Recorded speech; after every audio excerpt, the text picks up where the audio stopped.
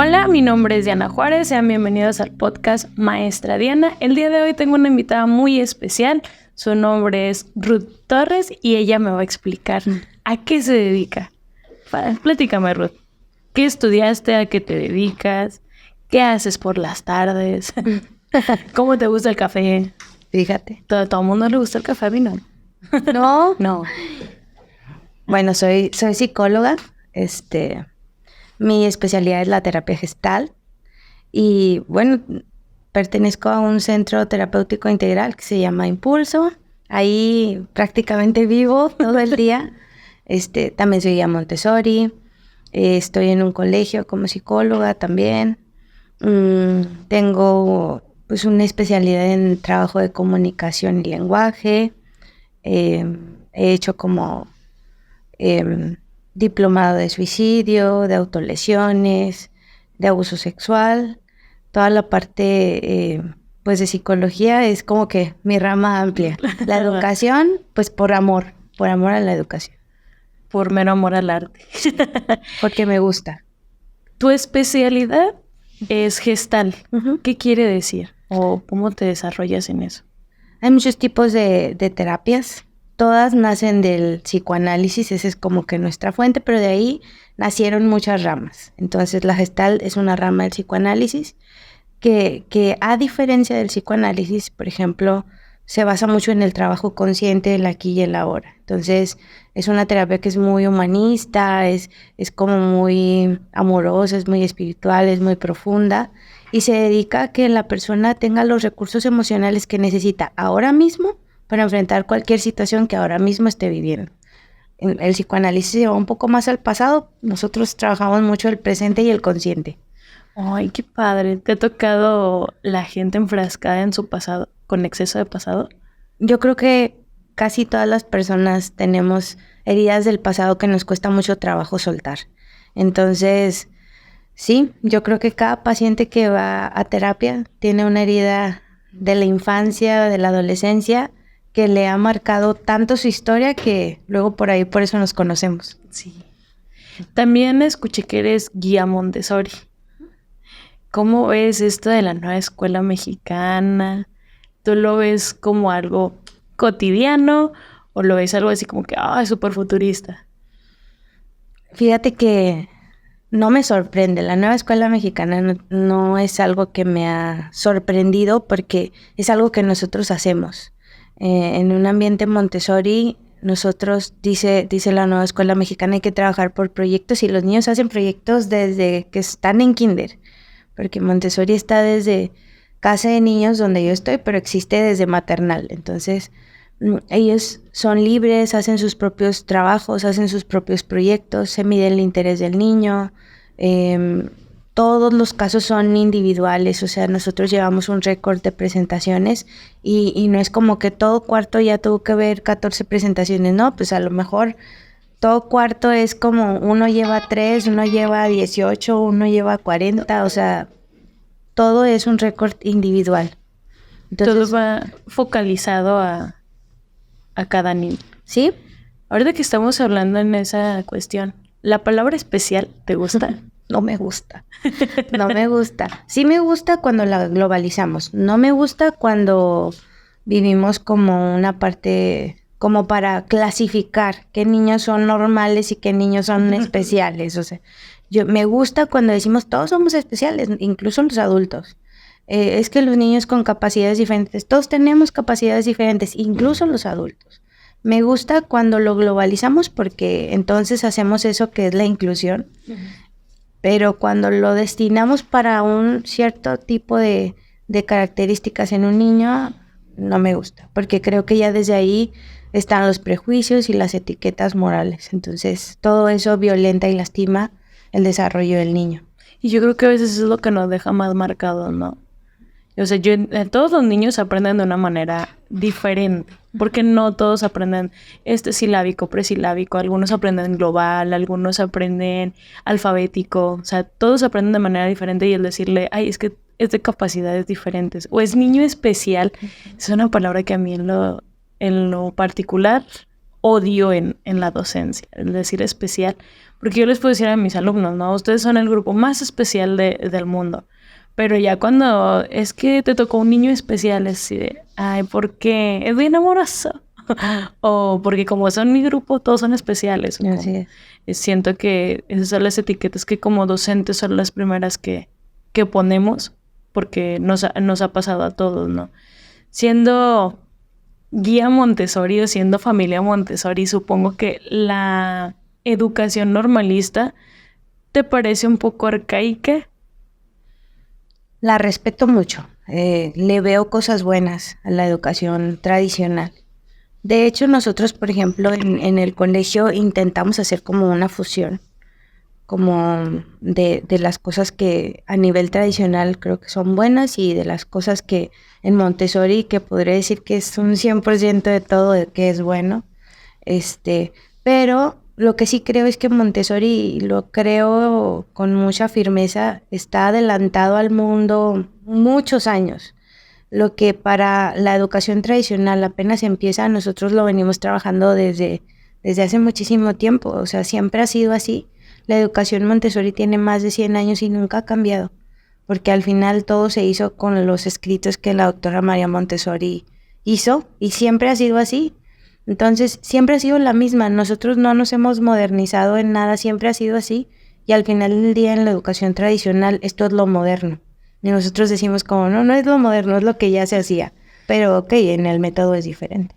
Sí, en la práctica para nosotros ha sido algo moderno, diferente, futurista. Uh-huh. Ahora que vamos a enfocarnos a tu rama, que es la psicología, que ahorita me estabas diciendo que amas la psicología, ¿hay cosas que te hayan pasado que no te avisaron en la universidad de la carrera? Sí, digo, yo creo que como en todo. O sea, una cosa es la teoría y otra cosa es la práctica, ¿no? Entonces, sí podemos hablar, por ejemplo, de niños. Sí me dijeron, así se contiene una crisis, nunca vi una en la realidad. Y cuando me tocó yo decía, híjole, ¿qué se hace aquí? ¿Qué sigue del manual? ¿Cuál es el paso 2? ¿No? Pero creo que al final, pues bueno, la práctica hace al maestro. De momentos como ya de adultos, pues también he vivido así como crisis de agresión y de violencia y de ira, y en muchos momentos es como conserva la calma y observa, ¿no? Y también pues cuídate, y esas cosas no te dijeron que te iban a pasar, sí te dijeron que los pacientes con agresión van a terapia, pero nunca te dijeron en terapia se van a poner agresivos. Entonces los tienes que contener de alguna manera. Pues primero hacer una autorregulación desde ti para mantener la serenidad y luego ya después tratar de acompañar, ¿no? Porque también pues sí te genera impacto, eres psicólogo pero también eres ser humano, entonces llega alguien con un grado de violencia elevada que le da una crisis ahí fuerte y lo primero es como regúlate y luego... Tranquila, cuenta hasta 3. Sí. Te pregunto, en esta parte que acabas de decir, somos humanos, ¿te ha pasado que la gente te diga, ay, eso que eres psicóloga? Sí. Y yo lucho mucho con eso. O sea, por ejemplo, llegas a un lugar y, ay, ¿y a qué te dedicas? Soy psicóloga. Ay, fíjate que a mí... Y yo digo, stop, soy Ruth ahora mismo. O sea, sí te pasa que la gente que sabe que eres psicóloga te quiere compartir toda su historia y es válido, pero también es válido que respetes tus momentos en donde no estás en consulta y solo te quieres divertir o solo quieres platicar o solo quieres relajarte. También que si tú estás mal te dicen pero es que tú ayudas a mucha gente, claro, y luego, o sea, sí ayudo a mucha gente, pero también a veces necesito que alguien me ayude y es válido. No me puedo autoayudar, gracias. Que créeme, cuando eres psicólogo intentas mucho, o sea, como hacer trabajo autónomo, pero en muchos momentos no se puede y también es válido. Ay, y es muy difícil, supongo. ¿Te ha pasado que la gente te pregunte, a ver, analízame? Sí, siempre. Es como, ¿y tú qué piensas de mí? ¿Y yo qué soy? ¿Yo qué tengo? Y yo digo, tú eres un ser humano. Pues muchas ganas de vivir, ¿no? Nos pasa siempre. ¿Crees en el echaleganismo?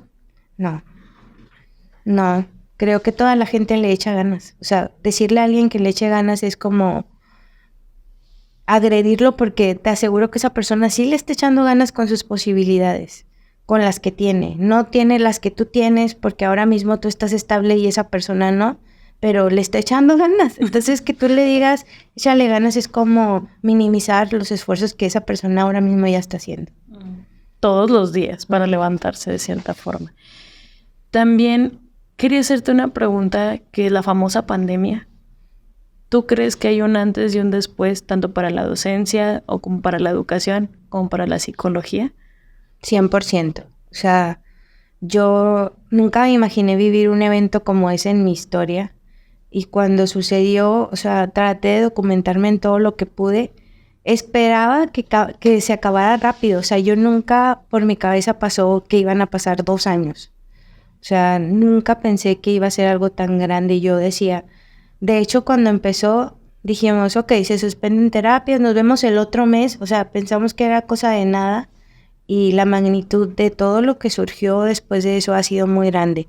Por ejemplo, en términos evaluativos, los puntajes para diagnóstico de ansiedad y de depresión se tuvieron que elevar, porque si no toda la gente estaríamos en una crisis de ansiedad y de depresión. Ahora, después de la pandemia, los puntajes se elevan para que podamos tener un verdadero diagnóstico, porque todos atravesamos angustia, ansiedad de estar siempre encerrados, depresión por todas las personas que murieron, de las cuales no se pudieron despedir muchas personas, no los volvieron a ver. Las personas que murieron a lo mejor muy probablemente murieron con ansiedad y depresión, solos en un hospital, llenos de miedo, con desesperanza. O sea, claro que afectó a nivel emocional, a nivel terapéutico. Pues obviamente nosotros crecimos muchísimo, todos los psicólogos no nos dábamos abasto para atender a tantas personas. Y a nivel educativo ni se diga. O sea, a nivel educativo fue como cada escuela honrosamente respondió con los recursos que tenía, pero también creo que se lastimó mucho la educación. O sea, se creó un rezago escolar que yo creo que a la fecha seguimos arrastrando. Yo creo que ese rezago escolar no se va a nivelar en un buen tiempo, aún así cambiemos una modalidad a otra. Siento que el cambiar constantemente de plan educativo también es una parte por la cual se empieza a arraigar la educación o se empieza a rezagar. Pero siento que la pandemia también nos llevó a esta parte antisocial, que era lo que me comentabas hace rato. Tú, Ruth, ¿cómo lo has vivido con tus pacientes? Porque sé que atiendes a pacientes adolescentes. Entonces, esta parte de no tener un cambio de ser niños, adolescentes o preadolescentes, siento que los llevó a esa parte de yo no sé en dónde estoy, no sé qué soy. Sí, el fin de la adolescencia, o sea, cada etapa de desarrollo humano tiene un propósito. Y se supone que cuando hablamos de, por ejemplo, atrasos en el desarrollo, es porque ese propósito que se debe alcanzar en una etapa no se alcanzó. Entonces, el propósito de la adolescencia es que el adolescente logre desarrollar su identidad. Y por eso en esa parte la socialización es como muy, muy importante. ¿Por qué? Porque entonces, pues el chavito le gusta un chorro correr y ya se hizo amigo de los que juegan la cascarita ahí afuera de su casa y se identifica como yo soy el futbolista. Entonces se genera un sentido de pertenencia y una identidad. Hay a quien le gusta un chorro la música y de pronto le gusta la música pesada y dice yo soy rockero. Y se identifica con ideologías, con letras, con formas de pensar. Entonces genera sentido de pertenencia y ese sentido de pertenencia le da la identidad al chico, la chica, ¿no? Entonces, en la pandemia no sucedía eso. No había niños jugando cascarita fuera de su casa, no había niños en las esquinas con sus audífonos, no había nada. Lo único que había era un monitor que los desconectó socialmente porque para lo único que se juntaban era para jugar un videojuego, probablemente. No se conectaban para platicar, para preguntar qué están haciendo, no hablaban. Entonces regresan a la escuela de manera híbrida, no sabían conectarse. Para empezar, por ejemplo, los chicos que pasaron de sexto a secundaria ni siquiera conocían a sus compañeras y a sus compañeros de manera presencial. Entonces no sabían qué hacer, nunca habían hablado. Era como un silencio y al mismo tiempo como esta necesidad de pertenencia que no se podía ver desarrollada con libertad. Obviamente creció muchísimo la depresión, la inadaptación, la inseguridad, la ansiedad. Y eso es lo que ahorita yo creo que es el pan de cada día en las escuelas. ¿Tú qué crees que debería de ser tanto una escuela pública como privada para poder debatir esto o poder deshacerse de esta parte antisocial o antipertenencia que generaron los chicos? Yo creo que la base de todo acto secundario es la observación. Si tú eres un docente o un directivo, cualquier persona que estás en una escuela y observas y ves cómo están las interacciones ahora mismo, te vas a dar cuenta que algo se tiene que hacer. Y entonces, desde la observación percibe qué es el canal de tu grupo, ¿no? A lo mejor tu grupo es como muy creativo y vas a meter, no sé, clase de mandalas en una hora del día. A lo mejor tu grupo trae un chorro de energía y le vas a poner unas porristas y vas a empezar a como a ciclar, a crear. Para mí, por ejemplo, el crear clubes es regresarle al adolescente y al niño un sentido de pertenencia, porque ve la diversidad y decir, a mí me gusta esto, entonces yo voy allá. Yo soy basquetbolista, yo soy de dibujo, yo soy, o sea... La porrista, el deportista. Y es crearle sentido de pertenencia y ayudarlos a que otra vez vuelva el movimiento de la búsqueda de la identidad, porque si no, pasan a la juventud y no tienen una identidad. Y entonces por eso no saben qué estudiar, no saben a qué se quieren dedicar, no saben dónde quieren vivir, no saben nada, porque no desarrollaron la identidad. Por esa falta de socialización. Sí está un poco difícil esa parte de la disolvencia de los monitores, porque tú me lo decías hace rato, los niños se volvieron totalmente tecnológicos. No nos pasaba como a nosotros los adultos que durante la pandemia se crearon varios grupos de que vamos a hacer videollamada y vamos a hacer como una fiesta virtual. Ellos realmente no, y tanto porque los papás estábamos ahí al pendiente de no hables con cualquiera porque hay cada cosa en internet, no puedes ver esto, no puedes ver aquello.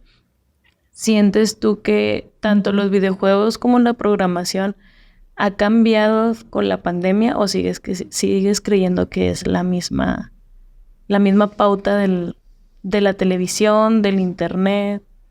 No, todo es diferente. Mira, a nosotros no nos costó tanto seguir teniendo conexiones porque nosotros esa etapa sí la cruzamos bien. Entonces, es como nosotros ya teníamos sentido de pertenencia, ya teníamos socialización. Lo único que hacíamos era mandar un mensajito, echar una llamadita, lo que sea, y lo logramos, porque eso ya para nosotros era algo obtenido. En los chicos no, era algo que se tenía que desarrollar y se truncó. Entonces, ¿qué pasó? Bueno, pues yo te decía hace rato, hasta la televisión, o sea, antes querías ver un programa que te encantaba, lo esperabas toda la semana porque lo sacaban el domingo, toda la semana lo esperabas, aprendías a esperar. Cuando por fin se llegaba el tiempo de que lo vieras, lo podías ver una vez. Entonces, al final del día, si tú te levantabas por agua, ya no supiste qué pasó, ya te la perdiste. Pasaban los comerciales y tú te quedabas esperando a que volviera otra vez a empezar lo que te gustaba. Ahorita no. O sea, en esta pandemia, todo lo que fue, pues, aplicaciones de películas y todo eso, se creció un chorro. Ya la gente no ve televisión, ya la gente ve series y si se le pasa, pues la repite y si se le perdió, lo regresa y Esta parte que salen todos los capítulos en un mismo día, entonces ya te avientas la serie toda la tarde o toda la noche. Sí. Que incluso puedes hasta adelantar el intro. Totalmente. Y entonces, pues, ¿qué pasa? Que los niños ahora y los adolescentes ahora quieren todo express. Todo. O sea, ellos no saben esperar. Si algo es muy lento, ellos lo sueltan. Entonces, los adultos estamos todos tronadísimos de que, oye, espérate, oye, es tiempo de esto, oye, deja aquello. La tecnología vino y para los adolescentes y los niños fue un refugio porque al final, ante este proceso de desarrollo en el que ellos estaban, las emociones también estaban en desarrollo. Los adultos medio las modulamos. Ellos apenas están aprendiendo a sentirlas, a vivirlas. Entonces, al final, para ellos la tecnología fue un refugio porque me siento ansioso porque estoy aquí en mi casa atrapado. Entonces, videojuegos todo el día. Ya pasaron 6 horas, ya se hizo de noche, bueno, ya me voy a acostar. Y para ellos fue como, sí truncó muchas cosas de su desarrollo, pero la tecnología sin duda alguna fue una salvación para ellos, para no caer en las crisis que los adultos sí caímos. Bastante. ¿Te tocó lidiar con muchos adultos en crisis durante la pandemia? Sí, definitivamente. Te digo, nosotros dijimos, no nos vamos a vernos en línea por la pandemia, y luego nos dimos cuenta que no se podía, o sea, era muchísimo. Los adultos llegaron con las crisis de tener que cuidar a los infantes, de la escuela en casa, o sea, muchos adultos no tenían como un nivel de estudios para poder acompañar a un niño que no sabía algo, porque a lo mejor el adulto tampoco lo sabía. Entonces era como la crisis del pánico, del miedo de enfrentar la enfermedad, ¿no? Que era el COVID. Segundo, que no sabían o no había todos los recursos ni intelectuales ni emocionales para acompañar al niño. Tercero, que los adultos estábamos acostumbrados a hacer cosas. En la mañana los hijos se van a la escuela, nosotros los que trabajamos pues ir a trabajar, los que nos quedamos en casa un tiempo para hacer con calma las cosas de casa. Y de pronto era todos juntos, todo el tiempo, haciendo todo. Entonces, claro que para los adolescentes y los niños la tecnología fue una salvación, pero para los adultos la crisis fue muy grande, muy, muy grande. Creo que a nivel anímico, mucho más severa en los adultos que en los niños y en los adolescentes, pero en el desarrollo, por supuesto que los afectados fueron los niños y los adolescentes. En esta parte del aprendizaje, en lo cognitivo, pues fueron los niños y adolescentes los que se quedaron rezagados, pero también pasó esta parte de que los adultos no sabíamos convivir de cierta forma con la familia por la costumbre de ser proveedor, por no saber estar en casa, y eso fue lo que te llevó a declive ciertas partes emocionales, porque de cierta forma el trabajo es lo que te aleja un poquito de tu familia, y la familia es lo que te aleja del trabajo. Es como que ese punto medio donde vas a descansar de una cosa y de la otra. Por eso yo creo que el no llevar tu trabajo a casa sería lo ideal, pero pues los docentes y los psicólogos no pueden, porque siento que no dejas de trabajar, porque esta parte yo no la sabía, que los psicólogos tienen que recibir terapia. Claro. Yo pensaba que ustedes eran tan tenían esa fortaleza emocional que no necesitaban hablar con nadie de lo que se vive diario. Pero su psicólogo, si es que van al psicólogo y tienen esa educación emocional, va a un psicólogo, y ese psicólogo va a otro psicólogo, y todo se queda como en confidencialidad.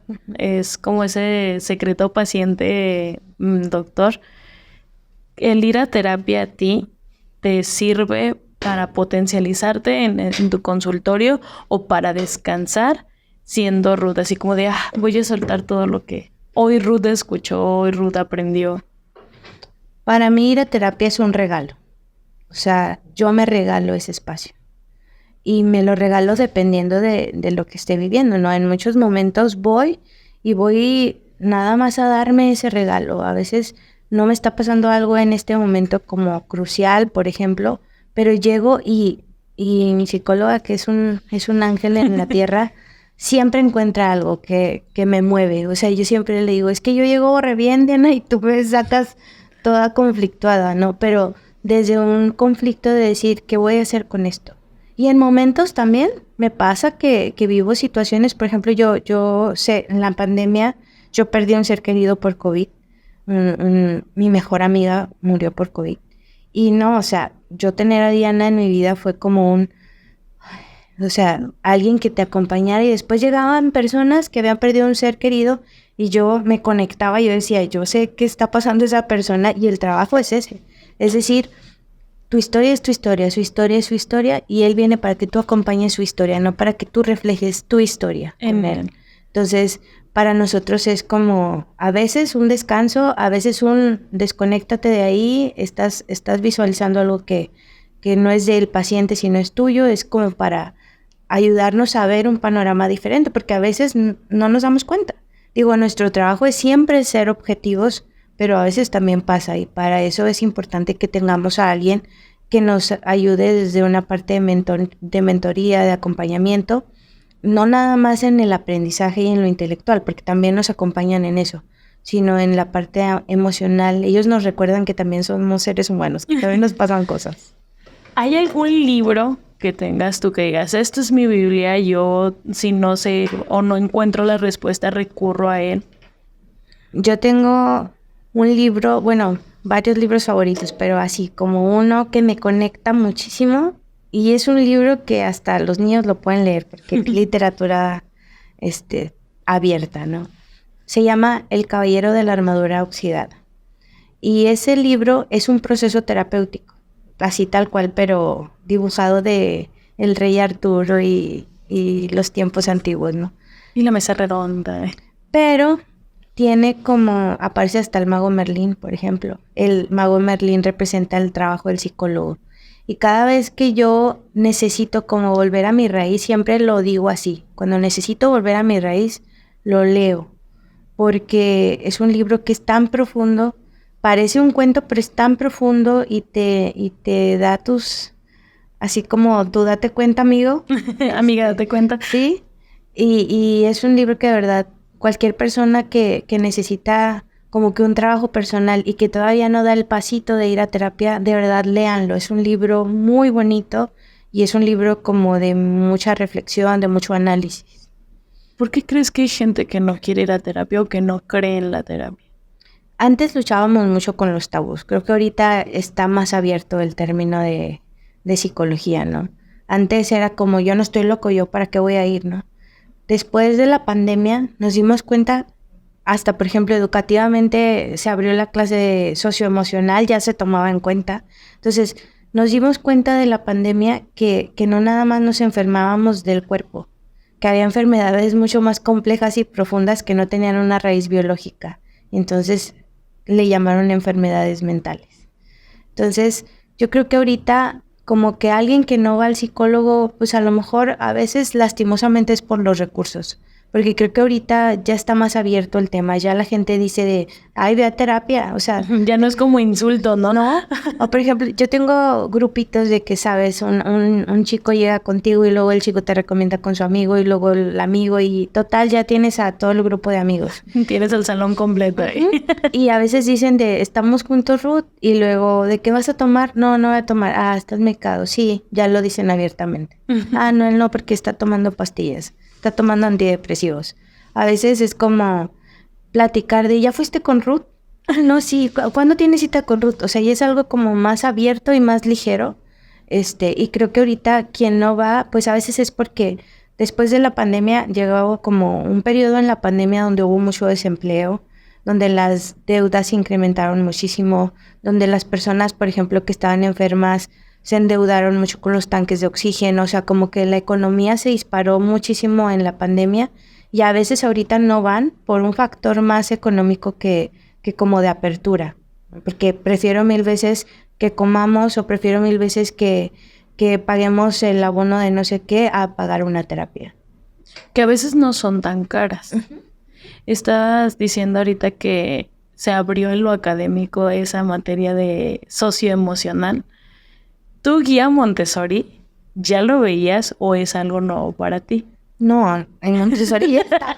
Es que te digo, en Montessori ya está. Por ejemplo, te puedo decir que en los ambientes del colegio donde yo estoy, literalmente hay un espacio, hasta como es como un cuartito, que se llama el espacio de las emociones, donde existen muchas áreas de trabajo para, por ejemplo, el enojo, la alegría, la comunicación, o sea, esa parte ya estaba. Los niños desde kinder empiezan a identificar cuáles son sus emociones, a saber que el ambiente se respeta y que si tú emocionalmente te está sucediendo algo, hay un lugar para que vayas y no que esa emoción altere a todo el ambiente, porque el ambiente hay que respetarlo. Entonces los niños conocían socioemocional desde siempre. De que no es algo nuevo, porque sí pasa de repente que los niños de escuelas públicas o privadas y llegan los niños Montessori, porque así se les conoce, uh-huh. Se ve así una etiqueta un poquito fea, porque es así como que, los de la pública y los niños Montessori, o los niños Montessori y los de la pública. Llegan y, vamos a ver que el monstruo de las emociones, y yo así como que, sí, el de rojo es el que está enojado. Y así como ya lo veía, ya lo conocía. Y siento que es como, de cierta forma, la superioridad de esta clase en la modalidad Montessori, que es lo que no tenemos nosotros los docentes, porque a veces llegamos con estas etiquetas que ellos no tienen, de, es que él está enojado siempre. Sí, pero ¿por qué está enojado, maestra? ¿Cómo le vas a hacer saber que él está enojado? Porque a veces los niños llegan a primero de primaria y no saben si están enojados, si están tristes, si están demasiado felices y por eso se están portando de esa manera.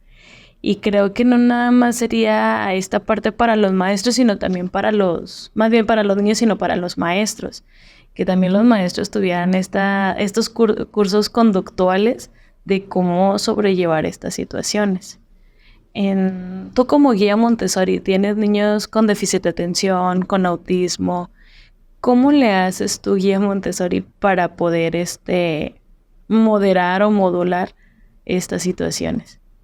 En la parte de Montessori, desde Casa de los Niños, que es preescolar, existe algo que se llama, es una materia, un mueble, que se llama sensorial. Entonces, la filosofía Montessori, parte de su filosofía dice que los niños aprenden por la parte sensorial antes que por la parte cognitiva. Que si el niño tiene un acercamiento a los aprendizajes desde lo sensorial, lo cognitivo va a venir como un resultado natural. Ajá. Entonces, todos los niños que tienen algún tipo de diagnóstico conductual o intelectual o cualquier tipo de situación, empiezan aprendiendo por los sentidos. Y entonces ahí generas atención, generas como toda esta parte del interés. Por ejemplo, por poner un ejemplo, hay un ejercicio que se hace que el niño aprenda a lavar una mesa. Y literalmente es su mesa. Agarrar un trapito, ahí ya está tocando, ya está sintiendo sensaciones, el agua, lo que sea, ¿no?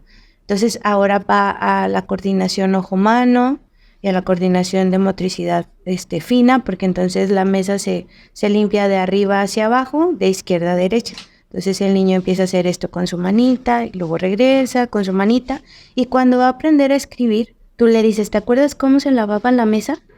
Sí, a ver, ¿cómo se lavaba? No, pues que de arriba a abajo, de izquierda a derecha. Ok, así en el cuaderno vas a escribir, de arriba a abajo, de izquierda a derecha. Y ya es algo súper natural. Entonces, como que no podríamos decir, es que Montessori es para niños especiales como mucha gente cree. No, no es cierto. Pero para los niños que tienen capacidades diferentes y llamémoslo con un rezago académico, llamémoslo con una evolución mayor, en Montessori vas a encontrar todo. O sea, desde lo básico hasta lo más complejo en trabajo, desde lo sensorial hasta lo cognitivo. ¿Sientes que esta parte es la que le hace falta a la escuela tradicional?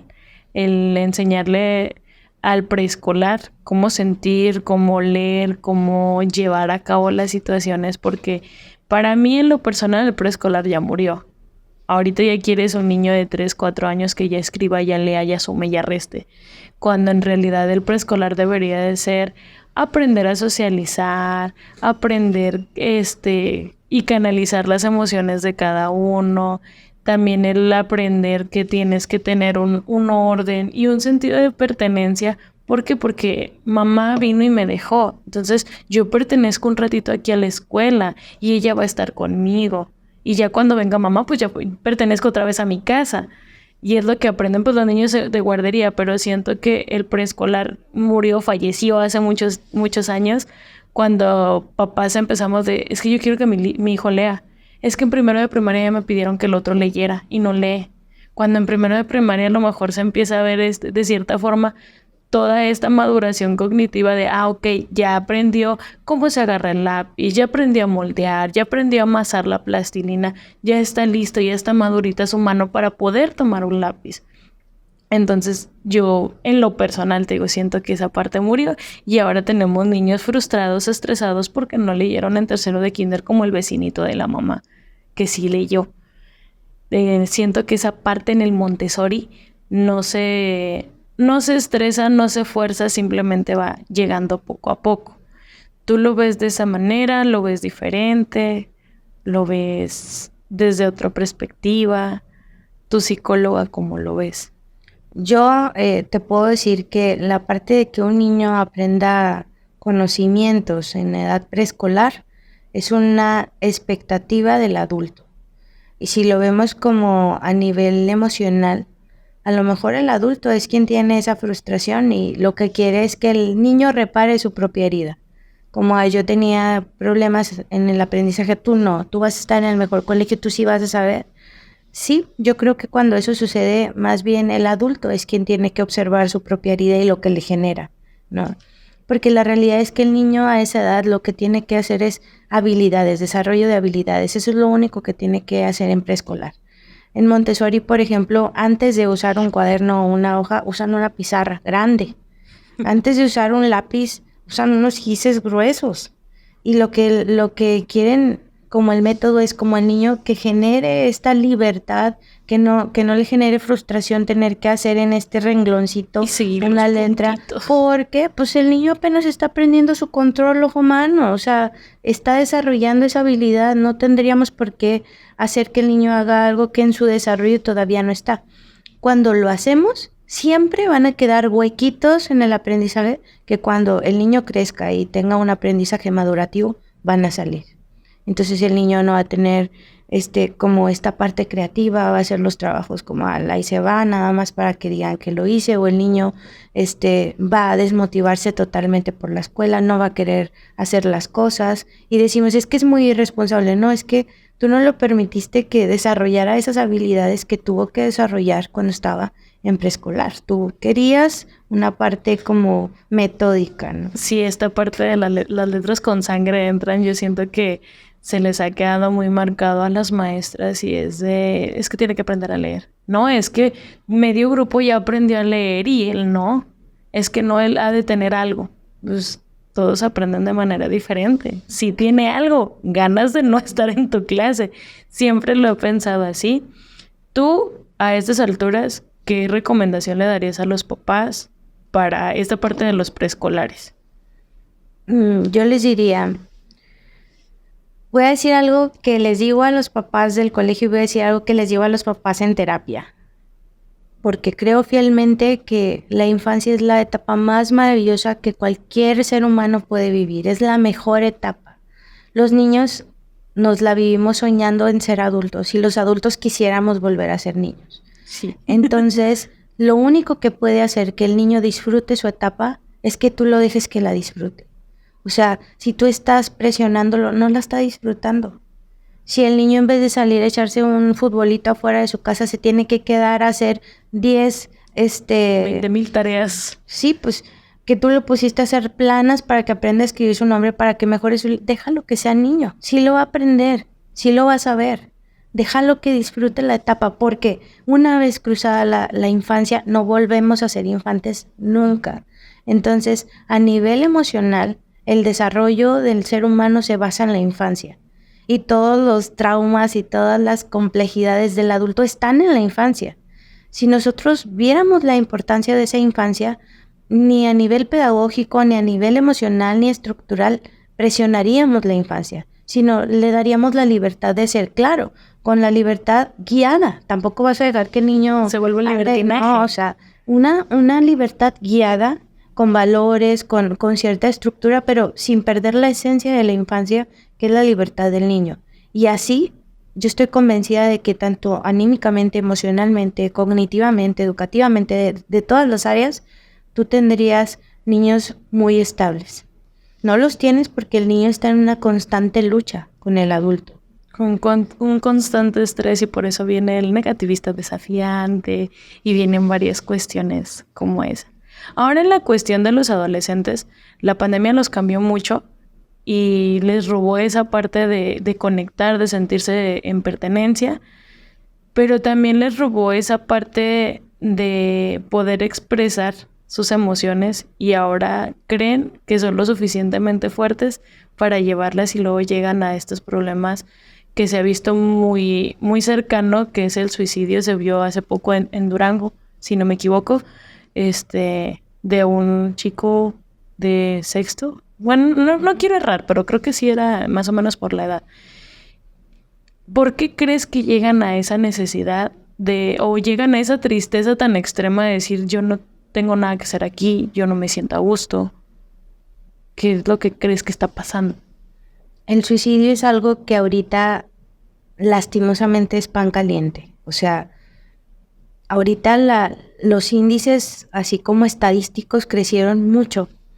Y es porque ahorita los adolescentes tienen carta abierta para conocer del tema. Carta abierta. Antes era como, no, ¿cómo vas a hablar de eso? Y ya, si alguien tenía una ideación suicida, pues se quedaba contenida porque no había con quién expresarla. Ahorita ni siquiera necesitas con quién expresarla. Tú googleas y te va a salir todo, y te van a salir métodos, y te van a salir historias, y hay muchísima información que tiene su parte positiva, pero también tiene su parte negligente, ¿no? Los adolescentes en la pandemia y en general la mayoría de las personas tuvimos que aprender a regular de manera forzada las emociones. Es decir, estoy en mi casa, no puedo salir, me tengo que quedar aquí y tengo que luchar con mis propios demonios, por así decirlo. Entonces, al final aprendí que yo con esto puedo y que el día que no puede, nadie me va a ayudar, porque al final cuando yo luché, no estabas. Andabas preocupada, mamá, por esto, andabas preocupada, papá, por esto, no estabas en casa, o yo tuve que estar lidiándolo, ¿no? Entonces generan como esta sensación de no creer necesitar nada, de poder con ellos solos, porque al final así lo enfrentaron. De hecho, todos los humanos, todos los seres humanos, lo enfrentamos así como pudimos, ¿no? Pero en el adolescente sucede algo, como los adultos decíamos, bueno, pues lo enfrentamos como pudimos, pero ya había una madurez mental. En el adolescente todavía no había una madurez, todo estaba a nivel cerebral como una gelatina, ¿no? Estaba todo apenas tomando su consistencia, ¿no? Y entonces, al no estar eso, la manera en que enfrenté fue desde la parte vulnerable, no como un adulto que... Ok, esto no va por ahí. El adolescente enfrentó desde la vulnerabilidad y desde la inmadurez propia de su edad, ¿no? Entonces, cuando ya se llega a un límite, ellos, no hay un adolescente o no hay un niño que toque el suicidio nada más porque hoy se despertó y está muy triste. Y está triste, no. Ellos viven todo un proceso de señales que nos van compartiendo a los adultos. Yo creo que aquí importa mucho la labor del adulto, la presencia del adulto, porque esas pistas están por mucho tiempo antes. O sea, cuando alguien llega al suicidio es porque antes ya intentó muchas veces decirte, ayúdame, necesito ayuda, escúchame. Y no hemos estado conectados a eso. Yo creo que ahí importa mucho que de verdad aprendemos a observar. La observación nos va a salvar de muchas y nos va a dar mucha luz en otras cosas que parecen muy, muy oscuras, ¿no? La observación es una línea que importa en la docencia, en la familia, en la estabilidad, en todo. Porque cuando tú observas, te vas a dar cuenta que esas señales están y vas a poder hacer algo con esas señales. Pero si ni cuenta te diste, el suicidio te va a caer como una bomba de agua fría, ¿no? Como un bombardeo. Esta parte que se ha visto mucho en redes sociales, que está de moda, ¿tú crees que sea también la terminología correcta o simplemente siempre ha existido, pero antes no te dabas cuenta de todas las situaciones que había día a día?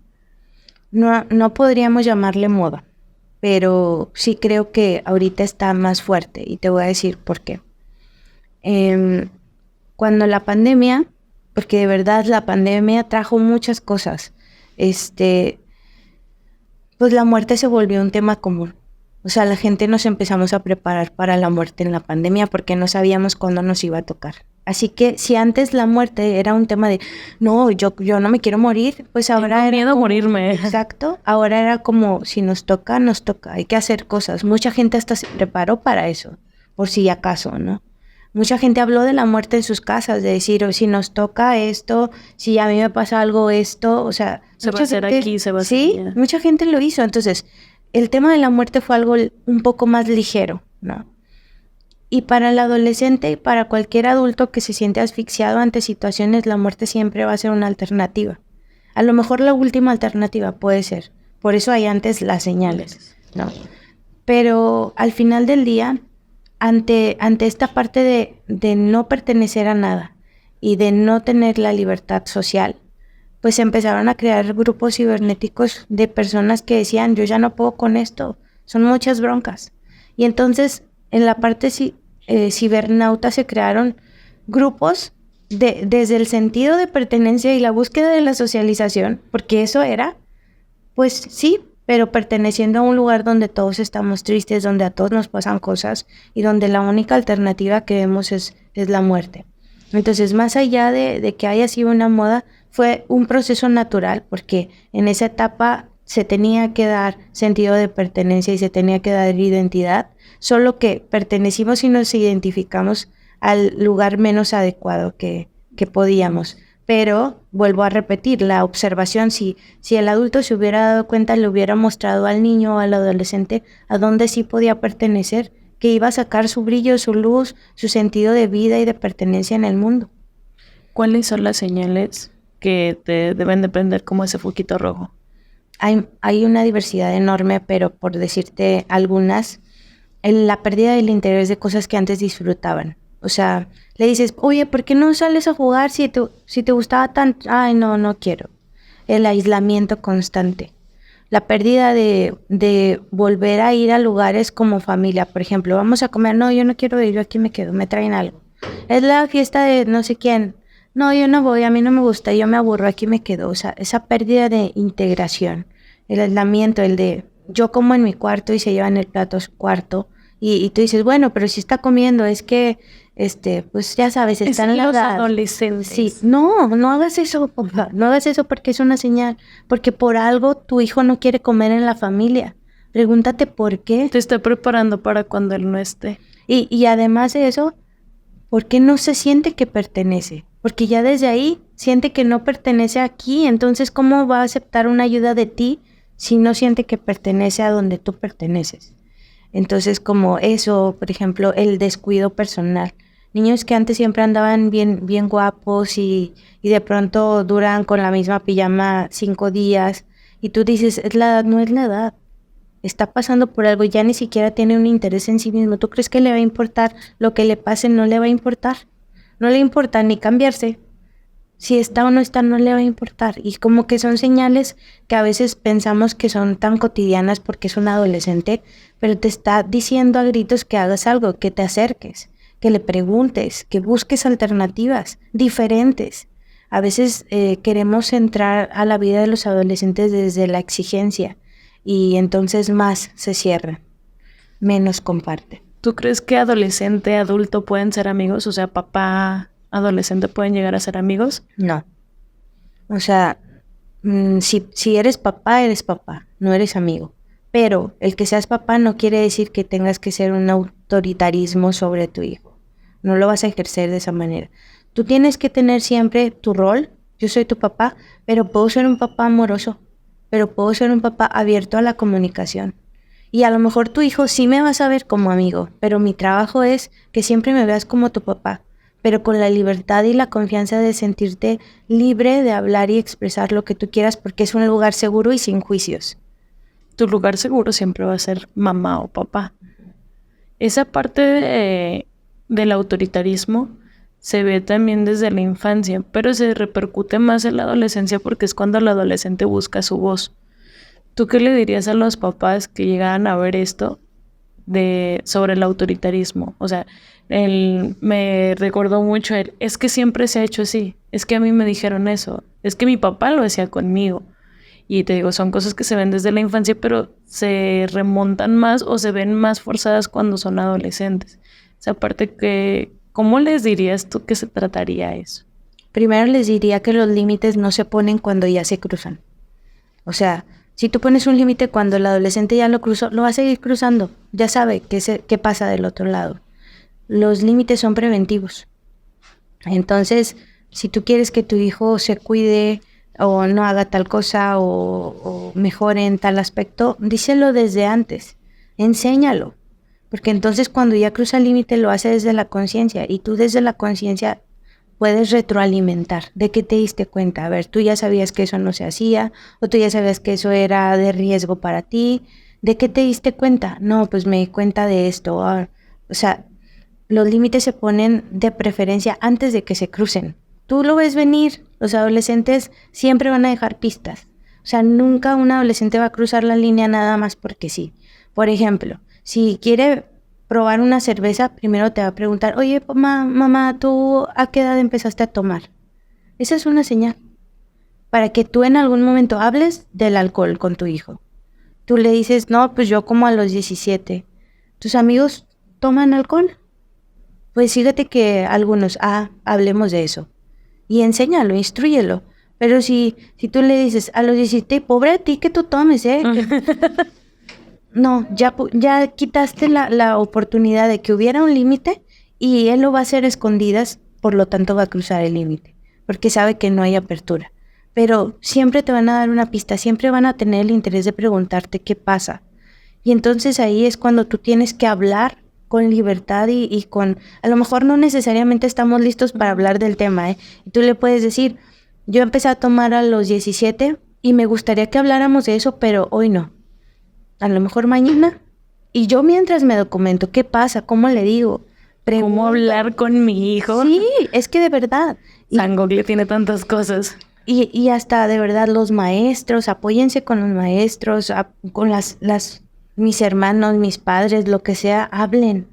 O sea, el adolescente nunca va a hacer algo nada más porque sí. Siempre va a empezar con un pequeño interés y esa es tu oportunidad para poner un límite sano. Y que si se cruza ese límite, ustedes tengan la libertad de hablar con tranquilidad del tema. Y sin enojarse. Muchísimas gracias, Ruth. ¿Te podemos seguir en algún lugar? ¿Impulso tiene alguna página? ¿Dónde? En Impulso tenemos pues página de Facebook, que es Centro Terapéutico Impulso, así lo pueden encontrar. Subimos muchas cosas en cuanto a temas de salud mental, consejos para padres, temas como de ansiedad, de depresión, de estrés, de muchas cosas. Entonces probablemente encuentren algo que les salga. Ajá. Bueno, muchísimas gracias, Ruth. Esto fue Maestra Diana y los esperamos pronto.